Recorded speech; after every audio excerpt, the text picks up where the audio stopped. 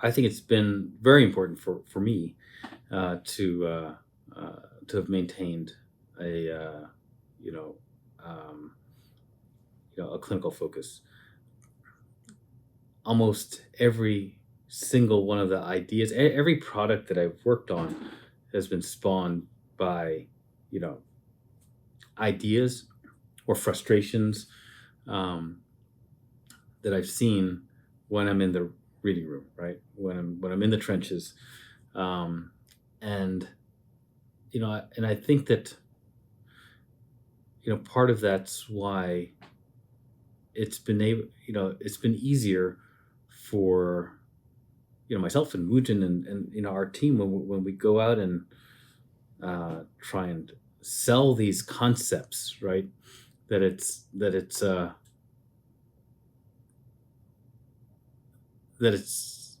based in reality, right? Like I said before, I'm able to tell real stories of why did I make this? Oh, to solve this problem, this problem, this problem, and even though I know that Penn is different from this private practice is different from that enterprise, whatever it is, um, you know, there's a lot. Uh, there are a lot of similarities, right?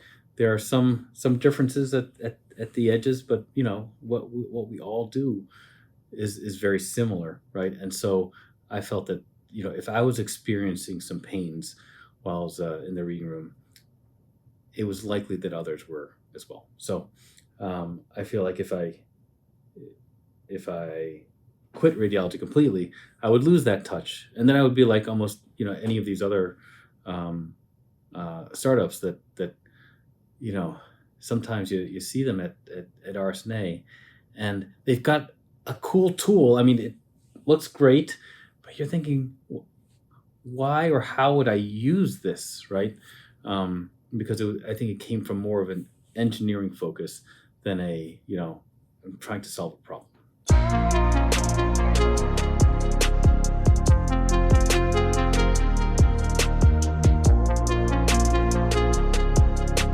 Hello, everyone, and welcome back to another exciting podcast of Clinically Correlate with Azfar and Vedant. Today, we are interviewing one of our very unique attendings, Dr. William Bill Boonn, who is a CVI attending at Penn for one day, but on his other days, he serves as a physician entrepreneur at Rad AI. In our podcast, we get into his journey from being a full academic clinician and how he first co-founded what would eventually become Montage, how it was acquired by Nuvance, and then how he got the itch again to co-found another startup and how that got acquired and he became part of what is Rad AI today.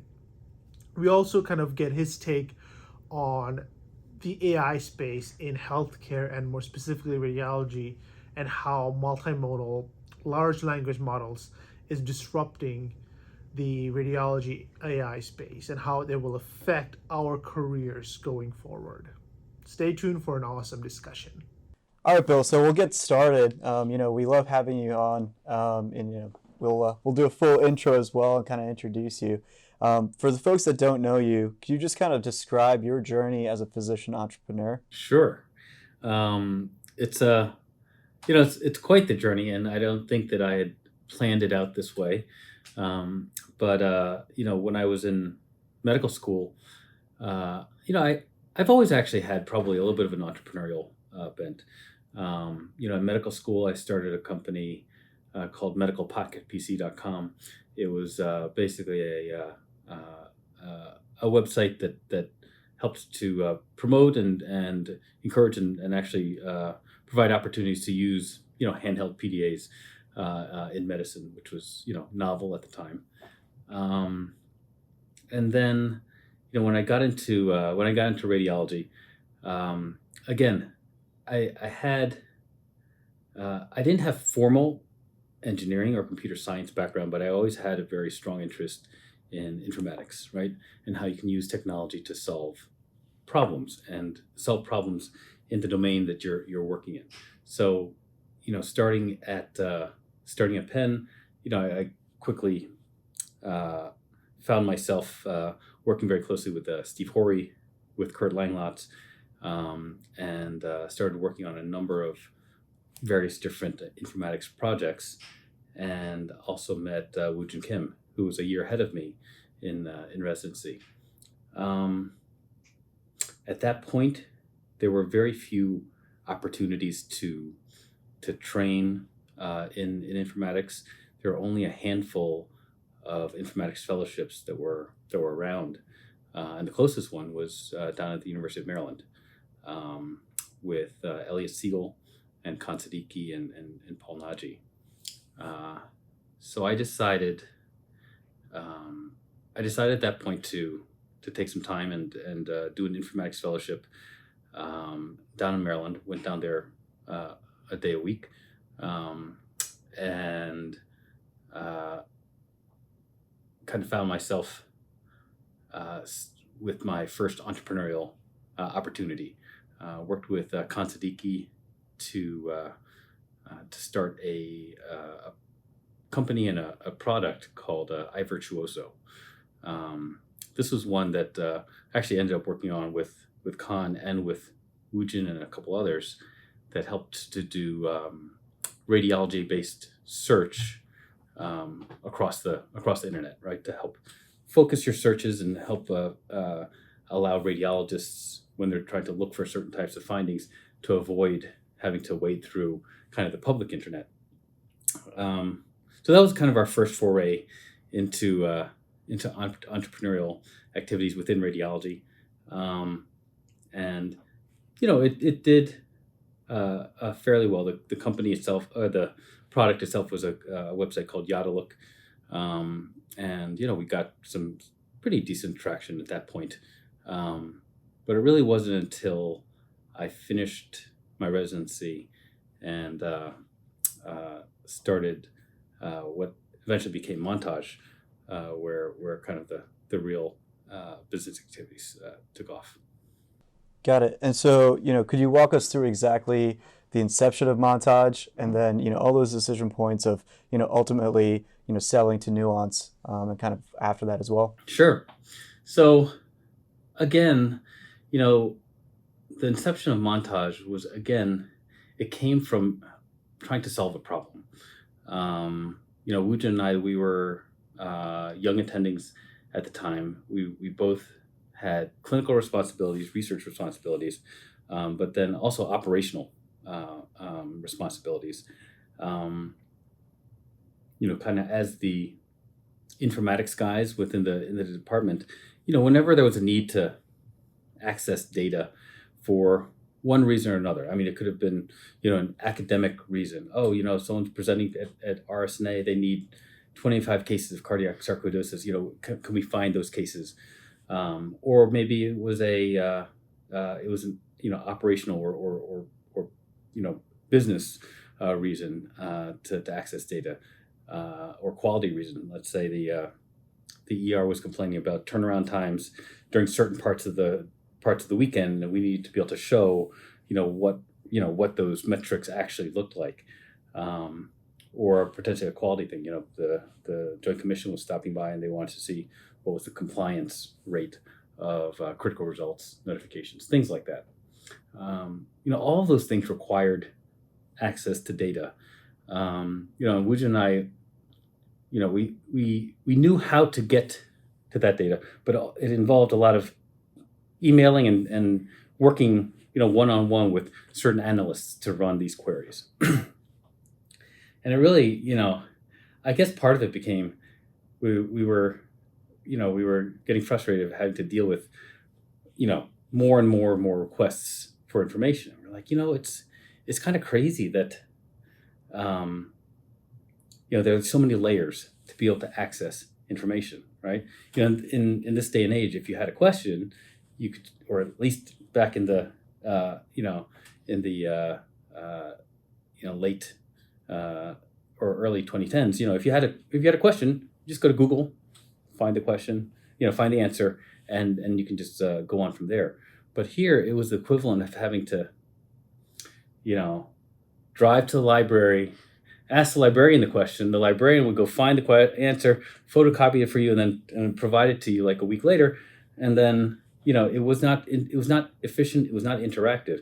And what happened a lot of times is people would ask these questions. They'd come back with the answer in a PDF format, a couple of weeks later, and they'd realize, oh, that's not exactly right. I need to filter by this. I need to modify by that. And then you start the whole process over again, right? And by the time you got the answer, a month or two down the line, you've already forgot the question, right? Why am I asking this question? So we wanted to be able to put the ability to ask these types of questions, right to the user. And that's kind of what started. At that point, we'd actually, the internal version at Penn that Woojin coded up first was called Presto, which stood for the Pathology Radiology Enterprise Search Tool, because we actually at that point were getting pathology reports and radiology reports together, allowed us to do that kind of search. It was a big hit internally. Lots of folks used it for, again, operational purposes, research purposes, education, all that kind of stuff. And we did a number of presentations on it, like academic style presentations on it.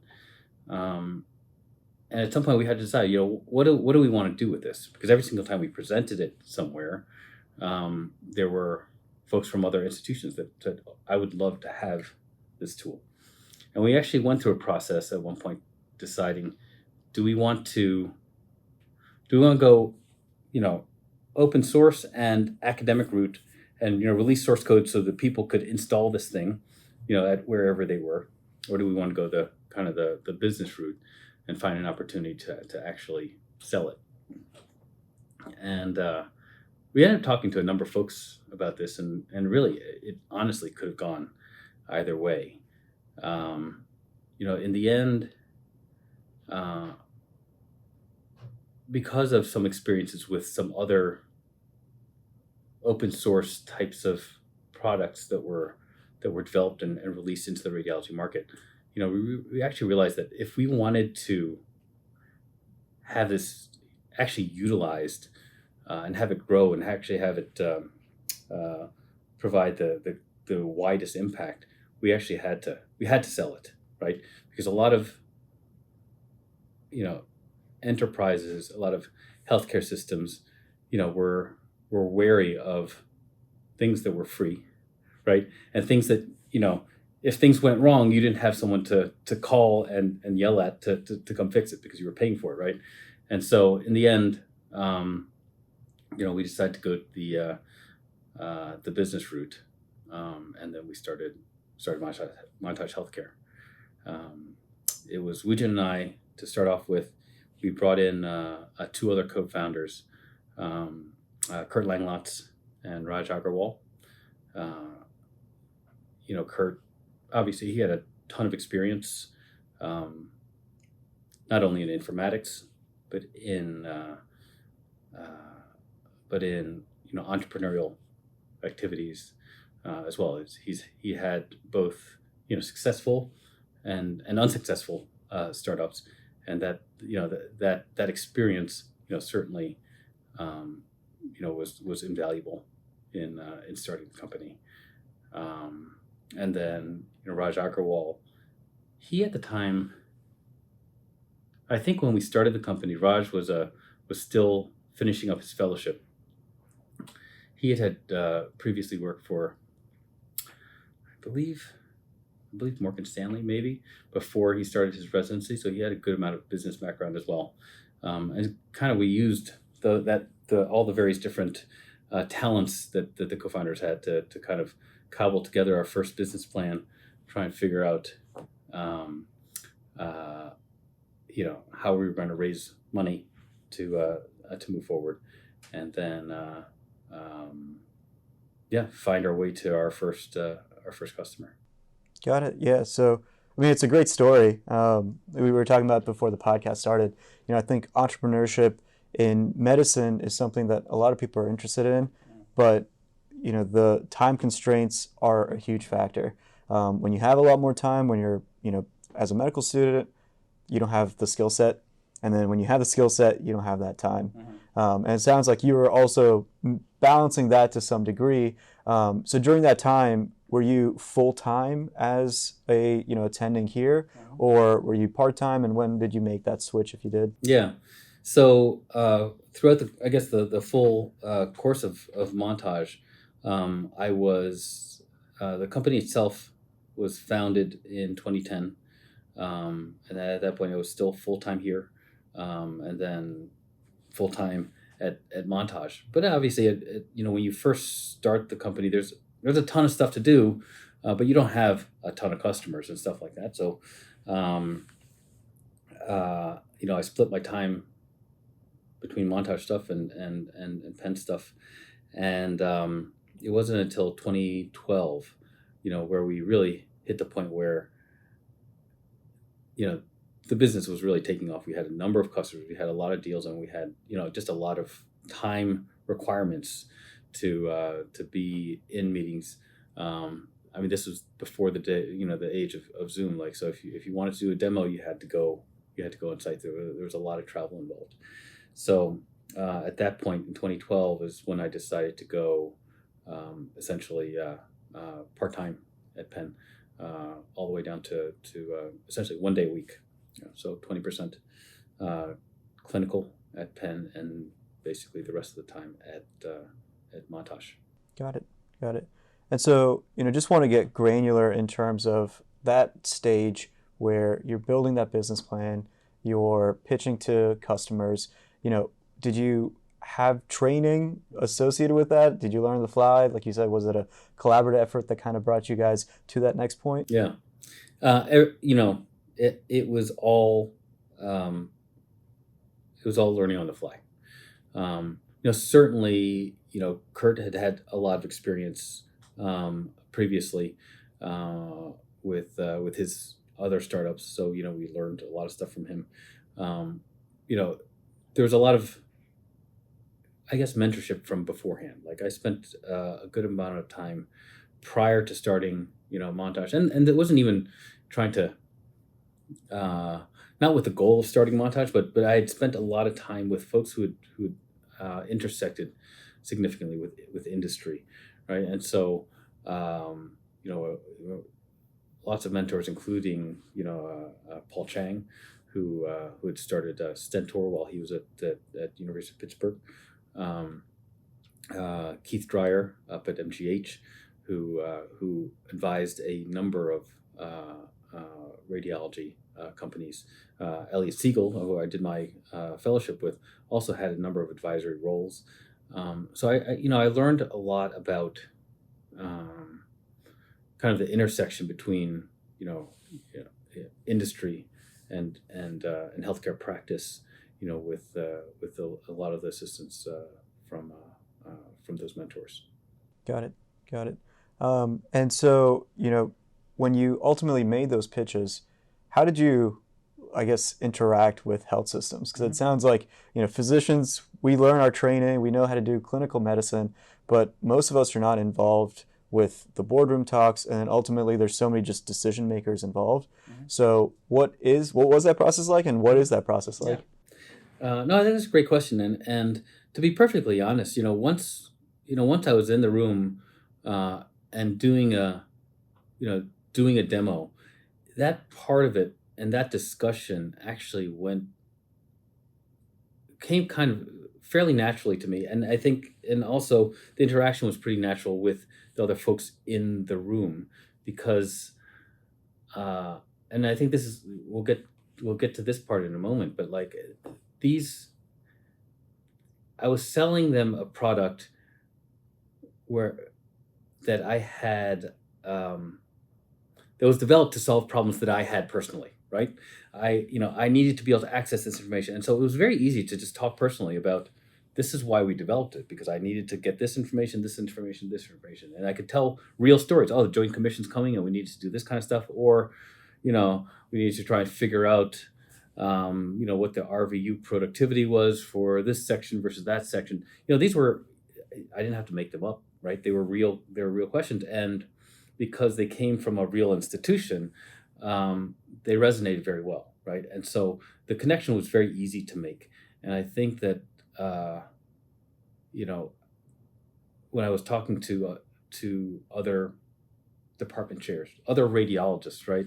We were able to speak the same language, right? The specific the specific situations or problems might be a little bit different, but the industry is the same, right? And so I think that helped a lot, right? All of the startups, all the products and things like that I've worked on, really have come from issues that I've run into when I was in the reading room, right?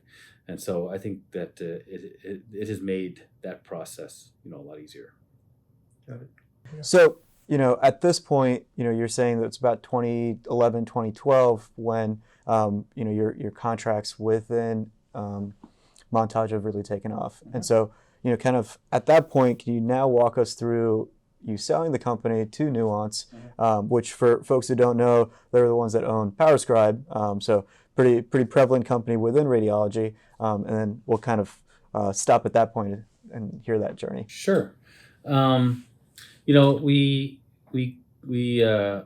got in with Nuance again through some connections and colleagues and friends that I had previously. And again, I think probably one thing that'll kind of tie a lot of this stuff together is, I feel very fortunate in the success that I've had, but I think a lot of it just comes down to, connections that were made previously, and being able to connect and relate with people, maintain those relationships, and then, sometime down the line, you didn't plan it out ahead of time, but sometime down the line, you realize, oh wait, that connection that was made previously could help make an introduction, could help to open, certain doors. And, none of it was done, intentionally back then. It was mostly just because, just having the curiosity and just wanting to be able to meet and connect with folks. So that person that I had talking about here is Mike Mardini. Mike Mardini is a also serial entrepreneur within radiology. Not a radiologist, but he had multiple companies that he's successfully sold, and I knew him from when I was a resident and fellow. Worked with him on, I was helping him a bit on some of his new projects with speech recognition software. At that point, he had sold his former company, started a new company called Commissure. Their product was called Radware, and that eventually became PowerScribe 360. Radware was a speech recognition tool that competed with Nuance's current speech recognition software, and worked quite well, and eventually I think they competed for a while, but eventually I think Nuance just decided to purchase Commissure, and at that point Mike joined Nuance as part of that acquisition, and when he had joined Nuance, he really helped at that point to make some introductions for us at Montage, and those introductions soon led to a reseller agreement with Nuance, which allowed Nuance to sell Montage as part of their deals whenever they went out to customers. And that obviously was a huge benefit, because their network of their commercial team was, many times the size of our commercial team, and the number of contracts they had, where they were just able to say, oh, you're upgrading PowerScribe here. Let's, you want to add on add Montage onto this contract. That process obviously was a lot easier than having to go in from scratch and try and sell the software, one at a time to individual sites. So that was a huge benefit. And, at some point, a large majority of our sales were now coming through that resale channel. And then we started to get more involved in some of the connections between what Montage was doing and what some of the nuance applications were doing at that time. And we can go through this particular part of the conversation later on if you'd like, but eventually the decision was made to by Nuance to make an offer to acquire Montage and join their team. Got it. So, I mean, we'd love to hear more about that specific circumstance. Yeah, I mean, getting acquired is probably one of the. I mean, it's certainly exciting, right? On one hand, but it's probably one of the most stressful things that you can do at a company. Obviously, it's much better than going bankrupt or winding down or that that kind of thing. But the amount of stress and the amount of paperwork and the time involved in an acquisition is huge. There are the due diligence process where you're needing to put together all of the paperwork. Obviously, the negotiation process. This negotiation process took almost a year. The deal changed 3 or 4 times, during the whole process. And I mean, there were times when we thought it was just going to happen, that either that it was going to fall apart from their side, or it was getting so bad that we were just going to pull away from it. But in the end, I think we were able to finally come together. And when you look back at it, you're always thinking, oh, I could have done this better, or I could have, you could have asked for more, you could have waited a little longer, you could have done this, you could have done that, but really in the end, though, I think it was I still feel very fortunate to have had that opportunity in the process, and being able to then work for Nuance for several years. Got it. And so just to kind of backtrack a little bit, when you first started Montage, did you have the intention of selling it? Or was it, like you were alluding to before, it was just a decision of open source versus business, and that was the best decision at that time? Yeah, that's a good question. I mean, I think that I think it is always prudent when you're starting a company to at least visualize and at least understand what the exit opportunities could or would look like, right? Many of them will, may never come to fruition, and many of those opportunities may not be there when you start, because things change all the time. But I think that if you start it and you haven't thought it through at all, it's very difficult then to to guide your business in the right direction, right? So certainly I think we did have an intention of at some point getting acquired, because we didn't have the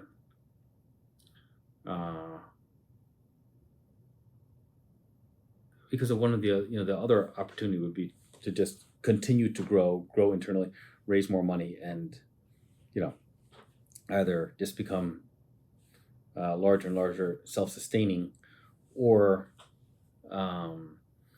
IPO or something like that. Acquisitions can come in many different flavors. You can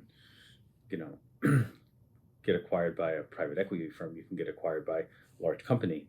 You can merge with a similar or size company and do things. And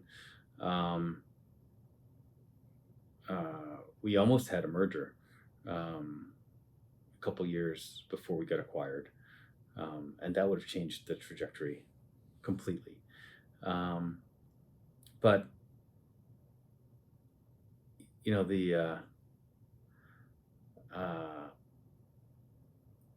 as a startup, you're always racing against time because you have a limited amount of cash, and it's extraordinarily rare for any startup to be profitable early on, or even in some cases ever, right?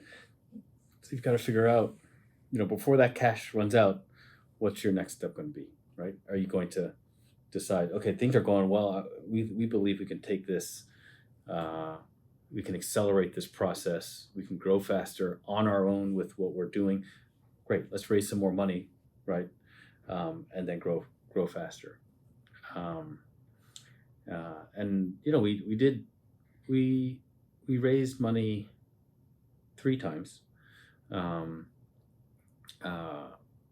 first 2 were all on the kind of growth phase of things. We were continuing to grow. We were doing really well. But on the third one, that was the one where we were deciding, do we want to raise one more time to continue to grow, or do we want to raise so that we can get to the point where we can get acquired?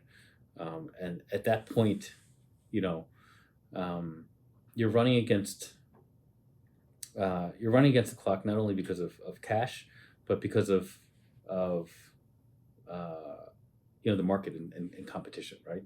When you come in as a startup, you're disrupting everything, and you're able to be more nimble, more agile, more innovative, right? And so you can capture market share that way. You can charge a lot less because you don't have that much overhead. As you start to grow, that changes, and then the existing players in the market can then decide, well, these guys are doing well, and so we can, now that they've established a bit of a market, should we just go in there with our huge resources and then take that over, or should we buy them or ignore them, I suppose. We sold the company, I think, at the right time because of not only financial reasons, but I think timing was at the point where it was there was a lot of risk coming in from multiple different areas, competitively, and I think it was we got out at the right time. Got it. So you sell to Nuance, and then you stay on for a couple of years. Is that part like a traditional path when they acquire companies? Yeah, most acquisitions will come with some folks like to call it golden handcuffs, where it makes sense. If you acquire a company, the technology is one part of it, right? But the people that made it is the other part, right? So they want to make sure that once they acquire the technology, that there are people there to not only to help it assimilate into Nuance, right? But then also help to continue to make it grow. So Wujin and I both had a certain amount of time we needed to stay at Nuance as part of the acquisition process. Got it. And so after that time kind of lapsed, you both left Nuance and started your next startup. Yes. What was that process like, and what was the decision-making points to do it again? Yeah. No, I think I think that once you've done it, it is a little bit of addictive, a little addictive. I mean, first, once when we joined Nuance, I was actually, because that whole year was so stressful, right? In terms of managing all the responsibilities and dealing with investors, dealing with employees, dealing with the company itself, and legal, and lots of issues.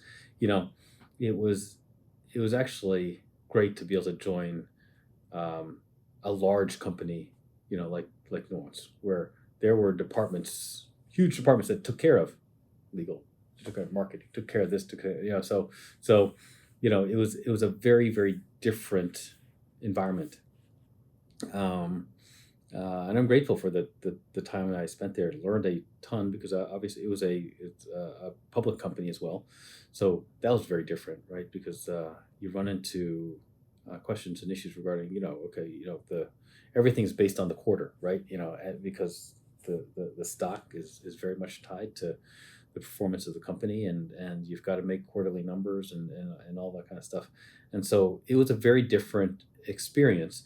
But coming from a place where I was, the president, CEO, and negotiating all the stuff and dealing with that, to, at Nuance, I was one of the CMIOs along with Woojin. My responsibilities were very different. I had many fewer people reporting to me, and the responsibilities came much more towards, product vision.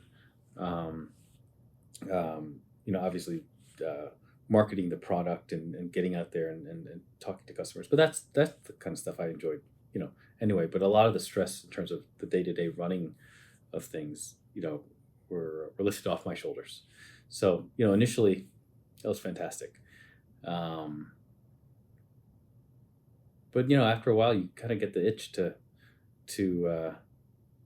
do things again. I mean, Nuance, for all its resources, I mean, it things move more slowly, and it's not just Nuance. Any larger company, things move slower at a larger company, and there are a lot of things going on.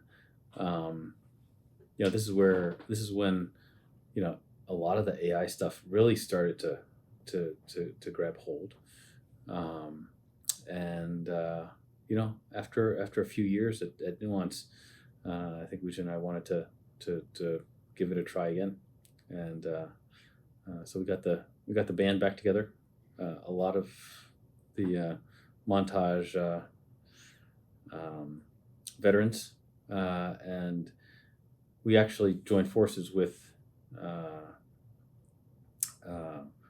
two other folks, Greg Couch and John Nadziowski. Both of them had a previous startup called Radiometrics. That's the company when I mentioned earlier that we were considering a merger. We actually there was a possibility that we were actually gonna merge with them because we were in similar areas, but not a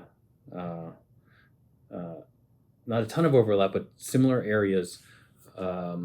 Where we were doing a lot of analytics on reports. They were doing a lot of analytics on DICOM itself. And so, we had considered joining forces. This is probably back in 2013, maybe 2014. But then they got an acquisition offer from Bayer. So they were acquired.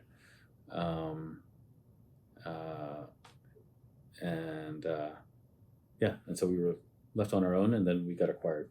So both of us kind of went our separate ways in large companies, Bayer and Nuance, and then in late 2019, early 2020 is when we decided to kind of jump ship and start Equium. So now it's about 10 years into your entrepreneurial journey. You're seasoned veterans at that point. You, I'm assuming, had a very good idea of where the pulse was within radiology. Why'd you choose what you were doing within Equium with non-interpretive AI? Mm-hmm.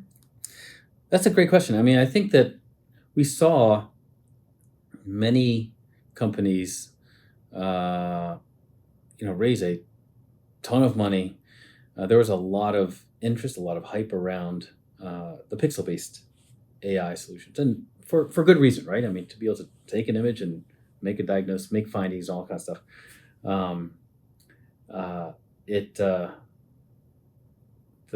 The use cases for that are obvious, right?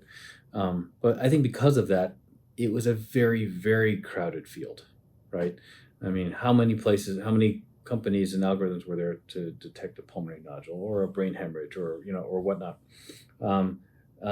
And not to dismiss those use cases; those are very useful.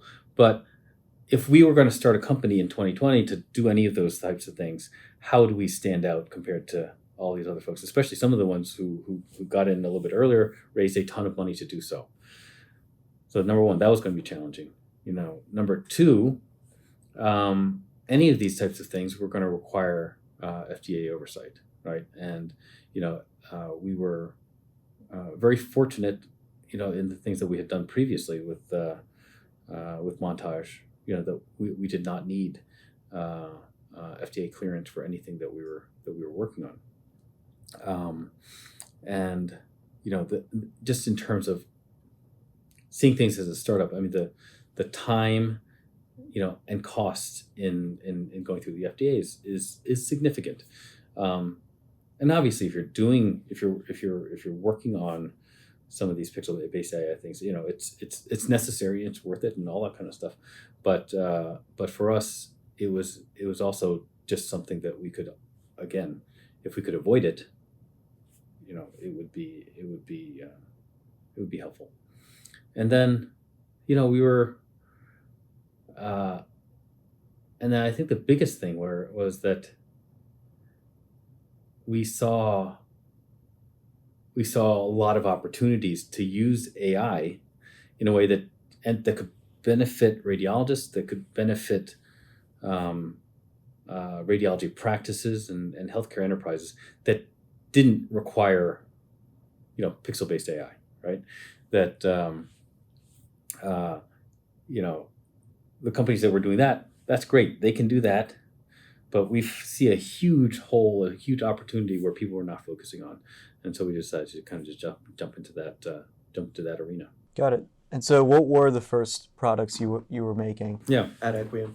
So, I think a lot of what Equium was focused on was using non-interpretive AI to help with demand forecasting and scheduling, right, of both radiologists and patients and resources, right? Because I think that one of the things that I saw in the reading room, that I could hear from my friends and colleagues and things like that, were that there's a huge mismatch in supply and demand. Obviously there's a huge radiologist shortage, and there's and just growing volumes, every day. And it'd be great to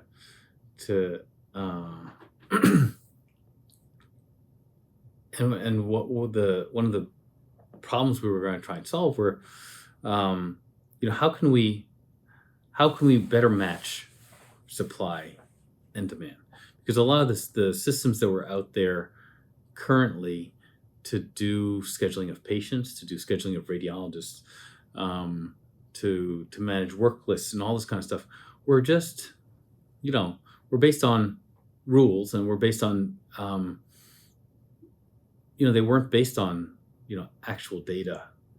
So you would have times, even though overall, obviously, most places are understaffed, there are some times when you're waiting for studies. You're like, you've got more people than you need, and then other times, most of the time, you've got more work to do than you have people, or there's the issue of just time shifting things. There are really huge peaks and valleys in terms of workload, but we staff at a very very linearly, right? You've got this number of people from 8 to 5, and then from 5 to 10 there's like much less, and then overnight there's like just the stragglers to get all the work done, but the workload doesn't match that, right? And so our goal was to, at least on the staffing side of things, help to automate scheduling, help to find ways to predict workload so that you could actually design schedules around what that workload was going to be, rather than, we always have 5 people on body, but why is that? Can we move things around, right? And then the second part was to apply that same concept to modality operations, right? MRI scanners, it's a very expensive resource, and if you don't schedule things correctly, then you have unhappy patients because they're waiting a long time. You've got unhappy technologists when they have to stay late because it's overtime, or unhappy administrators when they have to pay those technologists to stay late.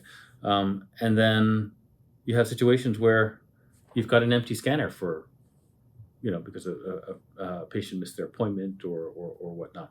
So how could we use that same concept of demand forecasting to be able to better predict, how long a scan was actually going to take, right, and fit that into the schedule properly? What was the likelihood of a patient showing up or not showing up, and what are our abilities to kind of move things around to, again, optimize your use of the resources? So with that data, what part of it was you just needed that data in a relational database to make those predictions versus overlying AI into helping you? Yeah, no, I think that I think to be able to do just initial analysis, we didn't need the AI to do the initial analysis. I mean, you could just plainly see where those mismatches were. I think where we had to leverage AI was with the abilities to make these types of predictions, because you could start to make some rules, right, on certain things, but these rules, as they got more and more complex, things start to fall apart, right? And so to try and do it manually or with simple rules, worked to a certain extent, but then your degree of improvement wouldn't be that high. But once we were able to apply, some of our AI tools, we are able to handle much more complex scenarios, and obviously the predictions would get much better as well. Got it. And so, coming to the final step where you're at right now, you end up selling Equium to Rad AI. Mm-hmm. So you go through the sale process again. Yes. So walk us through that and how it was different from the first time around, and then what you are currently working at Rad AI. Sure. So once again, it was this sale process was faster than the nuanced sale process, but it was, again, probably one of the most stressful 6 months or so that I'd had in many years. And whether it was the negotiating with Rad AI at that time, or whether it was the internal negotiations of what did people want to do and all that kind of stuff. It was tough being right in the middle of all of that. Obviously, in the end, I'm thrilled with how things turned out, and thrilled to be at Rad AI.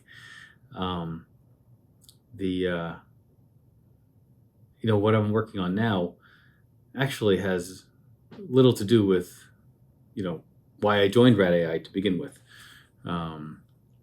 which is Rad AI. I was very much interested in the demand forecasting technologies that we were working on at Equium, and the plan was to incorporate a lot of that into their existing workflow, AI-based workflow applications, and I think that we still plan to do that, but because of, I think, market opportunities and things like that, there was a decision to kind of pivot our focus being the focus of the Equium team from the demand forecasting side of things to reporting.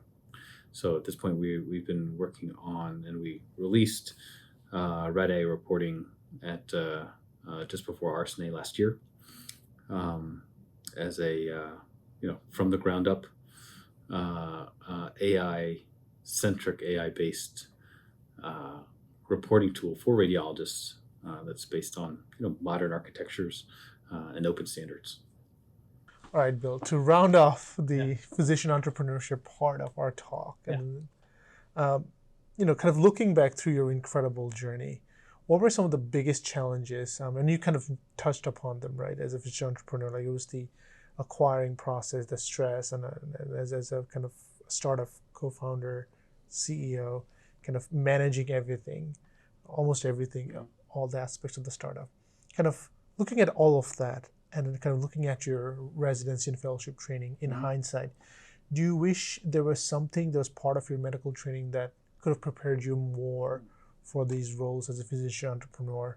And I think along the same vein, currently as a practicing clinician who's also kind of part of the industry, how has maintaining your clinical practice allowed you to be a better entrepreneur? Sure.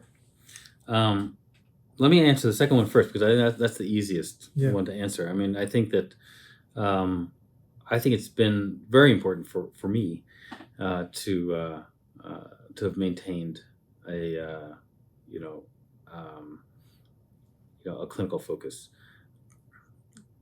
Almost every single one of the ideas, every product that I've worked on has been spawned by, ideas or frustrations that I've seen when I'm in the reading room, right? When I'm in the trenches, and I think that part of that's why it's been easier for myself and Wooten and our team when we go out and try and sell these concepts, right? That it's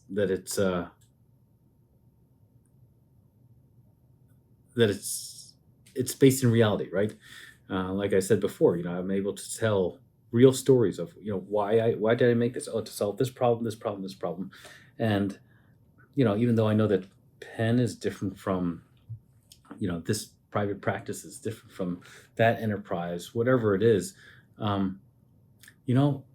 there's a lot. There are a lot of similarities, right? There are some differences at the edges, but what we all do is very similar, right? And so I felt that if I was experiencing some pains while I was in the reading room, it was likely that others were as well. So I feel like if I quit radiology completely, I would lose that touch, and then I would be like almost any of these other startups that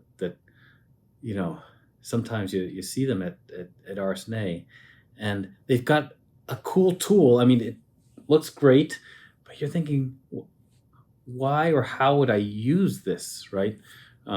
Because I think it came from more of an engineering focus than I'm trying to solve a problem. So to go to your first question,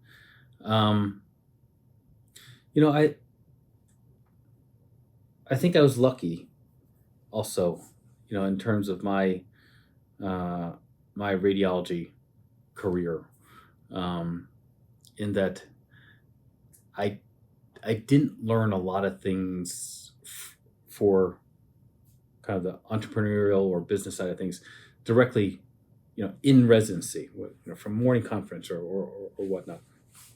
I felt like I learned a lot of it from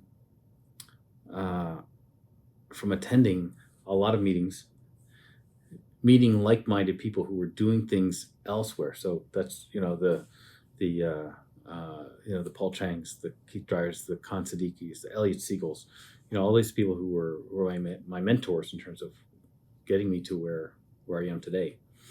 Obviously, there were a number of folks, internally that helped a lot as well. Having Kurt Langlotz here, having Steve Horry here, they were tremendous resources. And I think a lot of this information I gathered just from asking questions, right?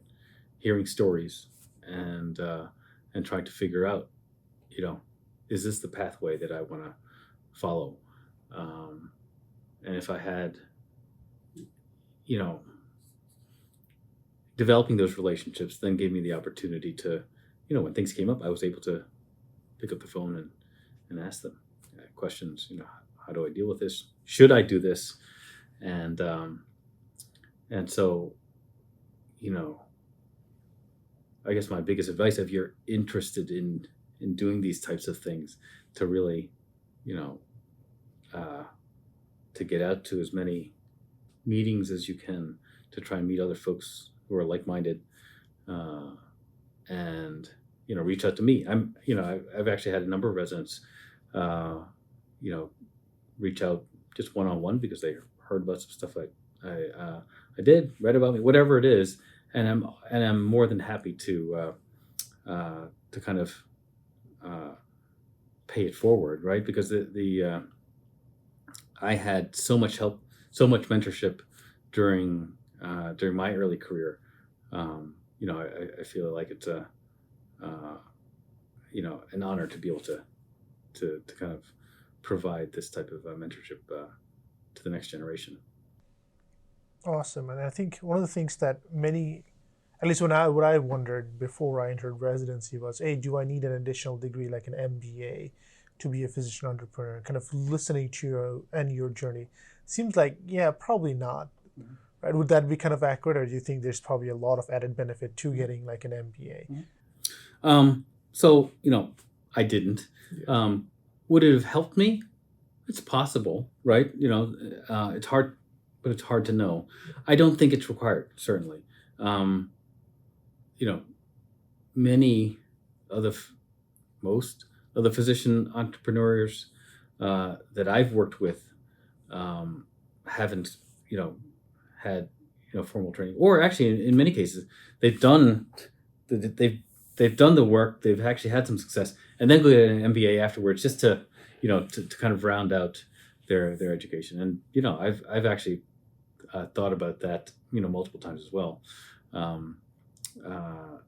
Again, I think that there are certainly benefits that you'll get from a formal education in these topics, but to get started, I don't think so, right? And I think that part of this is you're never going to know if it's right for you until you jump in, right? You can talk about it, and you should certainly talk about it. You should think about it. You should talk to others about it. You should you